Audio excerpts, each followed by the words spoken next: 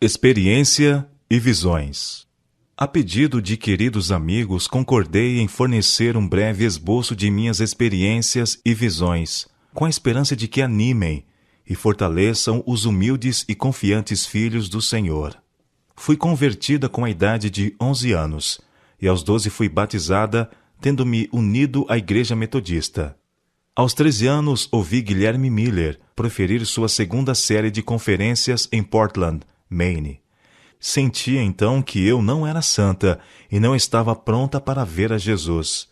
E quando foi feito o convite aos membros da igreja e aos pecadores para irem à frente para a oração, abracei a primeira oportunidade, pois eu sabia que precisava fazer grande obra por mim mesma, a fim de habilitar-me para o céu. Minha alma tinha sede de salvação plena e ampla, mas eu não sabia como obtê-la. Em 1842, assisti constantemente às reuniões do Segundo Advento em Portland, Maine, e criei inteiramente que o Senhor estava prestes a vir. Eu tinha fome e sede de completa salvação, inteira conformidade com a vontade de Deus. Dia e noite lutava para alcançar o inapreciável tesouro que nem todas as riquezas da terra poderiam comprar. Ao dobrar-me perante Deus em oração por esta bênção, foi-me apresentado o dever de ir orar numa reunião pública. Jamais eu havia orado em voz alta numa reunião, e esquivei-me ao dever, temendo que se tentasse orar, ficaria frustrada. Cada vez que eu me punha perante o Senhor em oração secreta, o dever não cumprido se me apresentava, até que deixei de orar e caí num estado de melancolia, que redundou finalmente em profundo desespero. Neste estado de espírito permaneci por 3 semanas sem um raio de luz que penetrasse a espessa nuvem de trevas ao meu redor. Tive então 2 sonhos que me trouxeram um débil raio de luz e esperança. Depois disto, abri minha mente à minha devotada mãe. Ela me disse que eu não estava perdida e aconselhou-me a procurar o irmão Stockman, que pregava então para o povo do Advento em Portland. Tive grande confiança nele, pois era um dedicado e amado servo de Cristo. Suas palavras impressionaram-me e deram-me esperança. Voltei ao lar e de novo apresentei-me perante o Senhor e prometi-lhe que faria e sofreria qualquer coisa se me fosse dado ter os sorrisos de Jesus. O mesmo dever foi-me apresentado. Devia haver uma reunião de oração nessa noite, a que assisti, e quando os demais se ajoelharam para orar, com eles me ajoelhei, tremente, e depois que 2 ou 3 haviam orado, abri minha boca em oração antes que disso me apercebesse, e as promessas de Deus me pareceram como pérolas preciosíssimas, que só deviam ser recebidas pelos que as suplicassem. Ao orar, o fardo e a agonia de alma que por tanto tempo eu havia experimentado deixaram-me, e as bênçãos de Deus vieram sobre mim como suave orvalho. Dei glória a Deus pelo que eu sentia, mas ansiava mais. Eu não estaria satisfeita até que estivesse repleta da plenitude de Deus. Inexprimível amor por Jesus encheu minha alma. Onda após onda de glória rolaram sobre mim, até que meu corpo se tornou rijo. Tudo desapareceu ao redor de mim, exceto Jesus e a glória, e eu nada sabia do que se passava em torno. Por longo tempo fiquei nesse estado de corpo e de mente, e quando percebi o que estava ao meu redor, tudo parecia mudado. Tudo parecia glorioso e novo, como se sorrindo e louvando a Deus. Tive desejo então de confessar Jesus em todo lugar. Durante 6 meses, nuvem alguma de treva passou sobre minha mente. Minha alma bebia diariamente ricos sorvos da salvação. Eu achava que os que amavam a Jesus amariam a sua vinda, de maneira que fui à reunião da classe e falei-lhes do que Jesus havia feito por mim e de que plenitude eu desfrutava através da crença segundo a qual o Senhor estava prestes a vir. O líder da classe interrompeu-me dizendo: através do metodismo. Mas eu não podia dar a glória ao metodismo, quando era certo que Cristo e a esperança de sua breve vinda é que me haviam tornado livre. A maioria dos membros da família de meu pai eram crentes completos do Advento, e por dar testemunho desta gloriosa doutrina, 7 de nós fomos de uma vez lançados fora da igreja metodista. Nessa ocasião, as palavras do profeta foram sobremodo preciosas para nós. Vossos irmãos que vos aborrecem e que para longe vos lançam por causa do vosso amor ao meu nome e que dizem: mostre o Senhor a sua glória, para que vejamos a vossa alegria. Esses serão confundidos. Isaías capítulo 66, verso 5. Desta parte, até dezembro de 1844, minhas alegrias, provas e desapontamentos foram como os de meus queridos amigos do Advento que estavam ao meu redor. Por esse tempo visitei uma de nossas irmãs do Advento, e de manhã nos ajoelhamos junto ao altar da família. Não era uma ocasião de excitamento, e apenas 5 de nós, todas mulheres, estávamos presentes. Enquanto eu orava, o poder de Deus veio sobre mim como jamais eu experimentara antes. Fui tomada em visão da glória de Deus, e parecia-me estar sendo elevada acima da terra cada vez mais alto. E foi-me mostrado algo das jornadas do povo do Advento para a Cidade Santa, conforme passo a narrar. Minha primeira visão. Sendo que Deus me tem mostrado as jornadas do povo do Advento para a Santa Cidade, e a rica recompensa a ser dada aos que aguardarem o seu Senhor, quando voltar de suas bodas, pode ser de meu dever dar-vos um breve esboço do que Deus me tem revelado.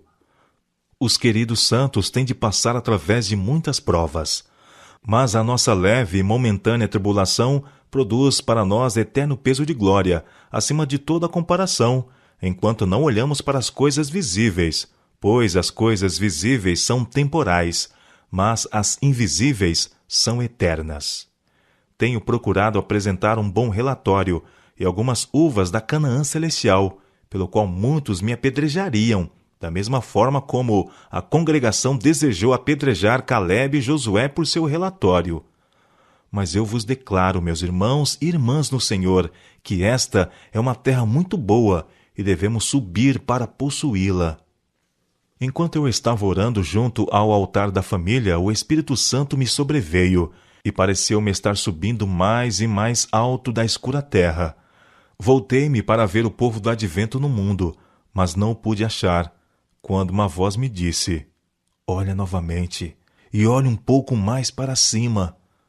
Com isto, olhei mais para o alto e vi um caminho reto e estreito, levantado em lugar elevado do mundo. O povo do Advento estava nesse caminho, a viajar para a cidade que se achava na sua extremidade mais afastada.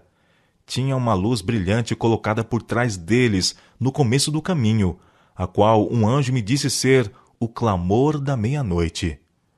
Essa luz brilhava em toda a extensão do caminho e proporcionava claridade para seus pés, para que assim não tropeçassem. Se conservavam o olhar fixo em Jesus, que se achava precisamente diante deles, guiando-os para a cidade, estavam seguros. Mas logo alguns ficaram cansados e disseram que a cidade estava muito longe e esperavam nela ter entrado antes. Então Jesus os animava, levantando o seu glorioso braço direito, e de seu braço saiu uma luz que incendia sobre o povo do Advento, e eles clamavam: Aleluia! Outros temerariamente negavam a existência da luz através deles e diziam que não fora Deus quem os guiara tão longe. A luz atrás deles desaparecia, deixando-lhes os pés em densas trevas, de modo que tropeçavam e, perdendo de vista o sinal e a Jesus, caíam do caminho para baixo, no mundo tenebroso e ímpio. Logo ouvimos a voz de Deus, semelhante a muitas águas, a qual nos anunciou o dia e a hora da vinda de Jesus. Os santos vivos, em número de 144.000, reconheceram e entenderam a voz, ao passo que os ímpios julgaram fosse um trovão ou terremoto. Ao declarar Deus a hora, verteu sobre nós o Espírito Santo, e nosso rosto brilhou com o esplendor da glória de Deus, como aconteceu com Moisés, na descida do Monte Sinai. Os 144.000 estavam todos selados e perfeitamente unidos. Em sua testa estava escrito: Deus, Nova Jerusalém. e tinham uma estrela gloriosa que continha o novo nome de Jesus.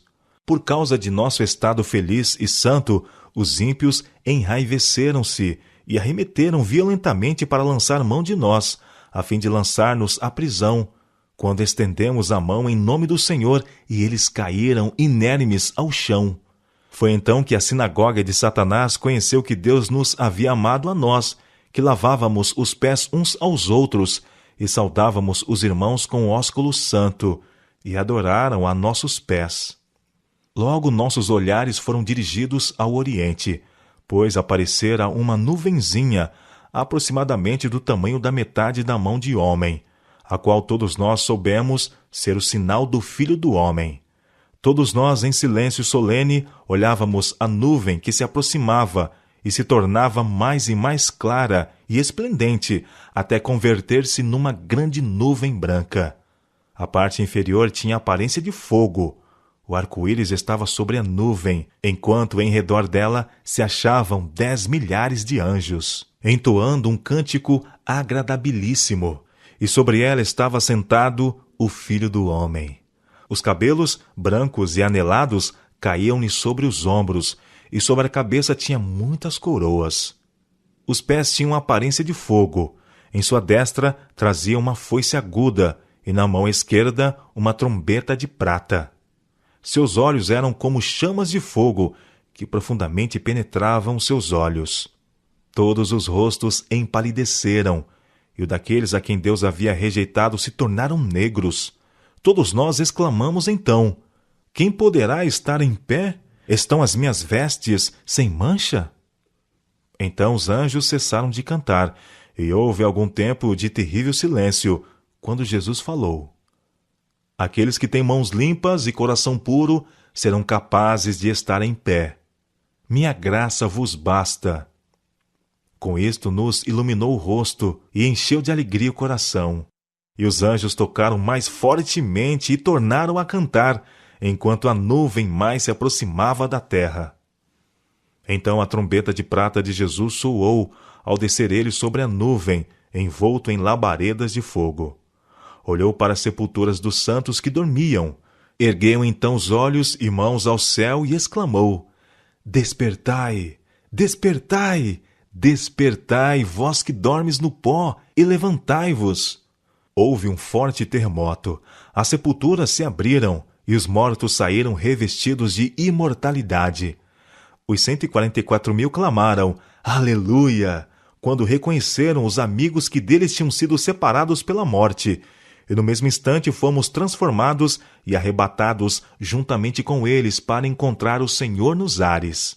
Todos nós entramos na nuvem e estivemos 7 dias ascendendo para o mar de vidro, aonde Jesus trouxe as coroas e com sua própria destra as colocou sobre nossa cabeça. Deu-nos harpas de ouro e palmas de vitória.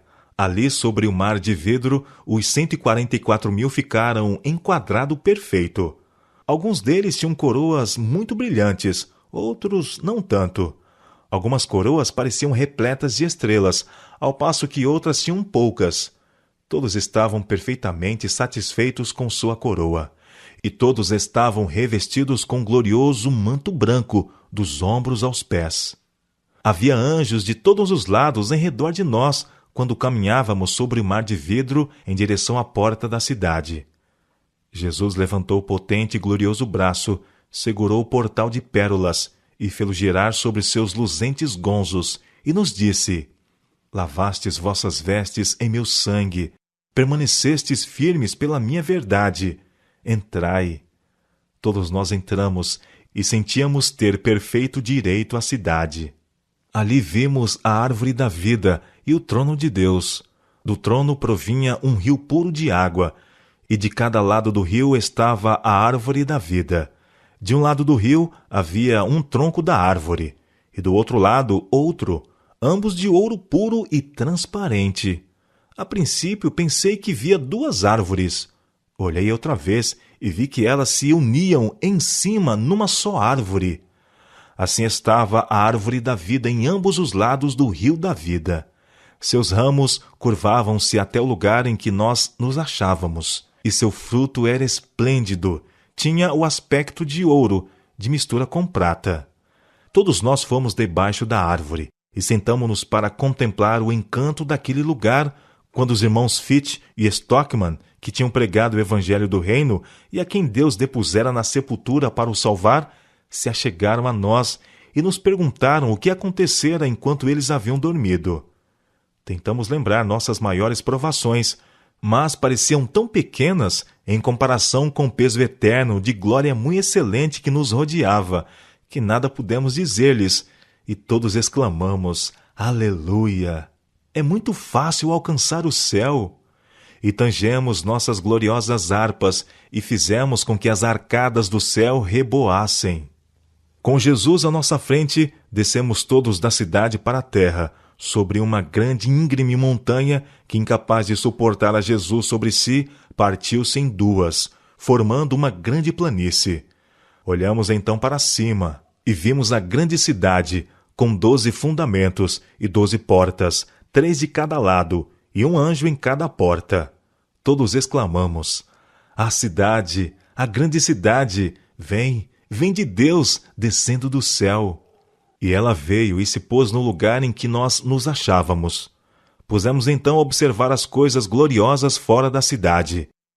Vi ali casas belíssimas, que tinham a aparência de prata, apoiadas por 4 colunas marchetadas de pérolas preciosas, muito agradáveis à vista. Destinavam-se à habitação dos santos. Em cada uma havia uma prateleira de ouro.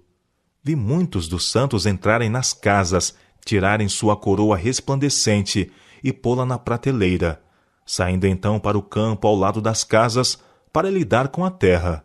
Não como temos de fazer com a terra aqui, não, absolutamente. Uma gloriosa luz lhes resplandecia em redor da cabeça, e estavam continuamente louvando a Deus. Vi outro campo, repleto de todas as espécies de flores, e quando as apanhei, exclamei: Elas nunca murcharão. Em seguida vi um campo de relva alta, cujo belíssimo aspecto causava admiração. Era uma vegetação viva e tinha reflexos de prata e ouro quando magnificamente se agitava para a glória do Rei Jesus. Entramos então num campo cheio de todas as espécies de animais. O leão, o cordeiro, o leopardo, o lobo, todos juntos em perfeita união. Passamos pelo meio deles e pacificamente nos acompanharam. Dali entramos num bosque, não como os escuros bosques que aqui temos, não, absolutamente, mas claro e por toda parte glorioso. Os ramos das árvores agitavam-se de um para outro lado, e todos exclamamos: Moraremos com segurança na solidão, e dormiremos nos bosques. Atravessamos os bosques, pois estávamos a caminho do Monte Sião. No trajeto encontramos uma multidão que também contemplava as belezas do lugar. Notei a cor vermelha na borda de suas vestes, o brilho das coroas e a alvura puríssima dos vestidos. Quando saudamos, perguntei a Jesus quem eram eles. Disse que eram mártires, que por ele haviam sido mortos. Com eles estava uma inumerável multidão de crianças que tinham também uma orla vermelha em suas vestes. O Monte Sião estava exatamente diante de nós, e sobre o monte um belo templo, em cujo redor havia 7 outras montanhas, sobre as quais cresciam rosas e lírios. E vi as crianças subirem, ou, se o preferiam, fazer uso de suas pequenas asas e voar ao cimo das montanhas e apanhar flores que nunca murcharão. Para embelezar o lugar, havia em redor do templo todas as espécies de árvores: o bucho, o pinheiro, o cipreste, a oliveira, a murta, a romanzeira e a figueira, curvada ao peso de seus figos maduros, embelezavam aquele local. E quando estávamos para entrar no santo templo, Jesus levantou sua bela voz e disse: Somente os 144.000 entram neste lugar. E nós exclamamos: Aleluia! Esse templo era apoiado por 7 colunas, todas de ouro transparente, engastadas de pérolas belíssimas. As maravilhosas coisas que ali vi, não as posso descrever. Oh, se me fosse dado falar a língua de Canaã, poderia então contar um pouco das glórias do mundo melhor. Vi lá mesas de pedra, em que estavam gravados com letras de ouro os nomes dos 144.000.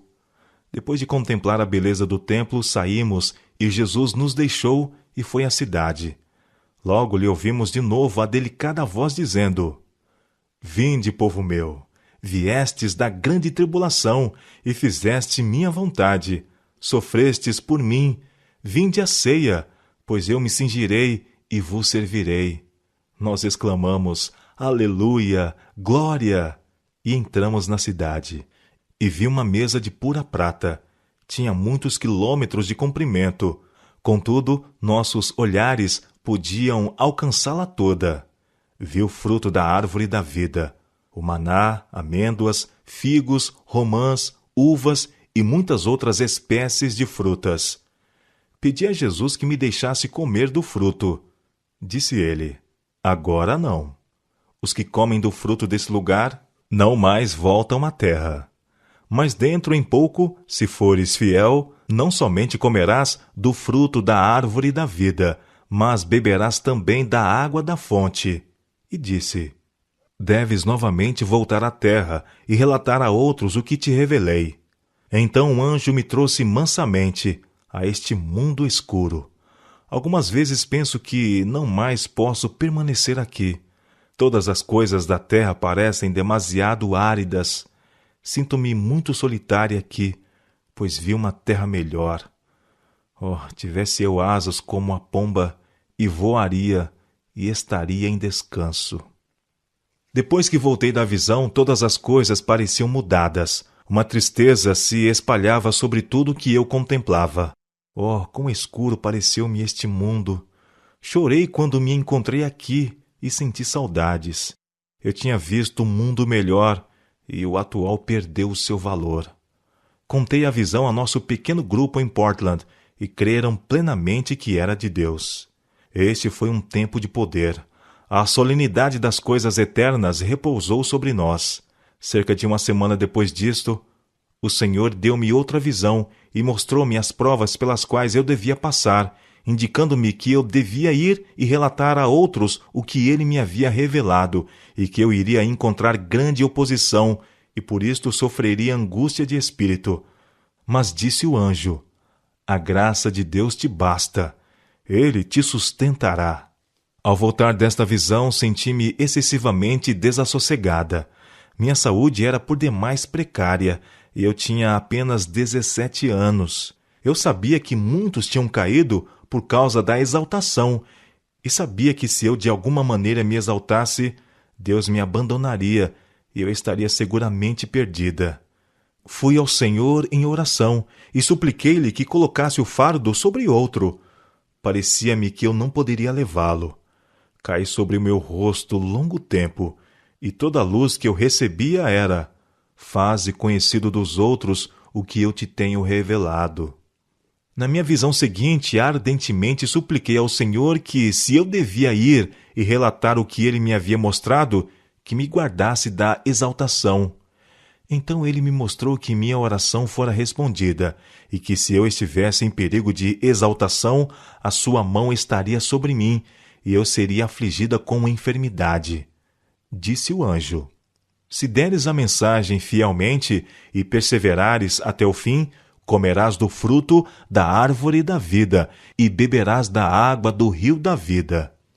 Não demorou muito, se espalhou ao redor que as visões eram resultado de mesmerismo, e muitos adventistas mostraram-se prontos para espalhar essa versão. Um médico que era afamado mesmerista disse-me que minhas visões eram mesmerismo e que eu era uma vítima muito fácil, podendo ele magnetizar-me e dar-me uma visão. Eu lhe disse que o Senhor me havia mostrado em visão que o mesmerismo era de origem diabólica, dos insondáveis abismos, e que logo estaria ali com os que continuassem a praticá-lo. Dei-lhe então liberdade de magnetizar-me, se pudesse fazê-lo. Ele tentou por mais de meia hora, recorrendo a diferentes operações, e então desistiu.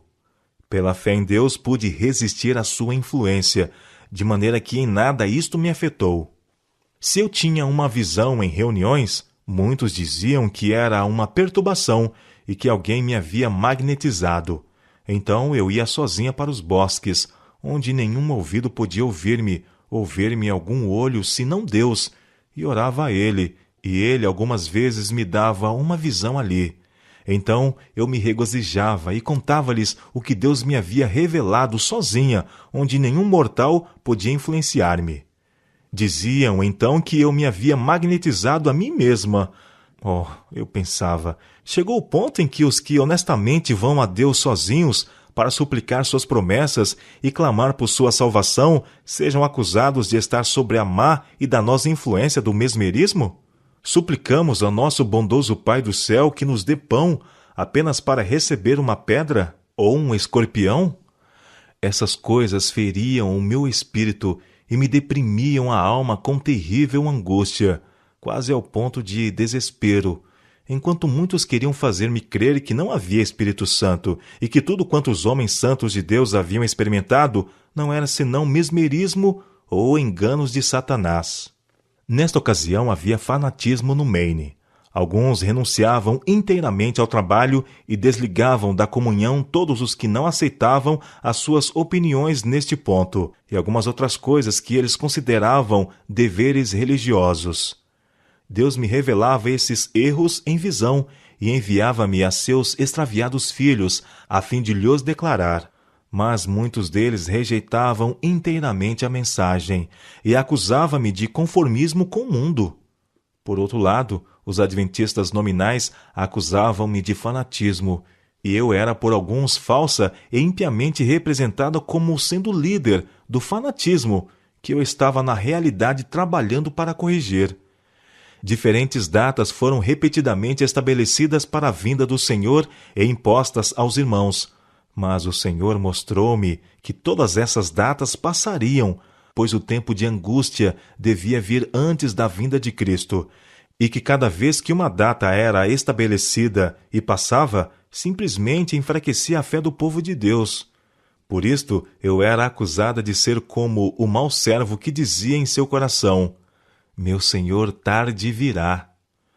Tudo isto eu pesava sobremodo em meu espírito, e na confusão eu era algumas vezes tentada a duvidar de minha própria experiência. Quando certa manhã, em orações de família, o poder de Deus começou a descer sobre mim, e depressa veio à minha mente o pensamento de que era mesmerismo, e resisti a ele. Imediatamente fui tomada de mudez, e por alguns momentos perdi a noção de tudo ao meu redor. Vi então o meu pecado em duvidar do poder de Deus, e que por assim proceder fiquei muda, e que minha língua seria libertada antes de decorridas 24 horas. Um cartão foi colocado diante de mim, no qual estavam escritos em letras de ouro o capítulo e verso de 50 textos das Escrituras. Ao voltar da visão, solicitei por acenos a lousa, e nela escrevi que estava muda, também o que eu tinha visto e que eu desejava a Bíblia grande. Tomei a Bíblia e prontamente identifiquei todos os textos que eu tinha visto no cartão. Então não pude falar durante o dia todo. Logo na manhã seguinte, minha alma se encheu de gozo e minha língua foi libertada para proclamar os altos louvores de Deus. Depois disto, não mais ousei duvidar do poder de Deus ou resisti-lo, ainda que fosse só um momento, não importando o que outros pudessem pensar de mim. Em 1846, enquanto estive em Fairhaven, Massachusetts, minha irmã, que costumeiramente me acompanhava nessa época, a irmã A, o irmão G e eu mesma saímos num veleiro a fim de visitar uma família na ilha do Oeste. Era quase noite quando partimos. Havíamos navegado apenas uma breve distância, quando subitamente se levantou uma tempestade. Trovões, relâmpagos e chuva vieram em torrentes sobre nós. Parecia claro que estaríamos perdidos, a menos que Deus nos socorresse. Ajoelhei-me no veleiro e comecei a clamar a Deus por livramento. E ali, em meio aos vagalhões que nos cobriam, enquanto as águas lavavam o topo do veleiro sobre nós, eu fui tomada em visão e vi que mais depressa se secaria cada gota do oceano antes que nós perecêssemos, pois minha obra havia apenas começado. Quando voltei da visão, todos os meus temores se haviam dissipado, e cantamos e louvamos a Deus, e nosso pequeno veleiro era para nós como uma flutuante Betel. O redator de Advent Herald disse que se sabia ser em minhas visões o resultado de operações de mesmerismo. Mas pergunto, que oportunidade havia para operações de mesmerismo em ocasiões como essa?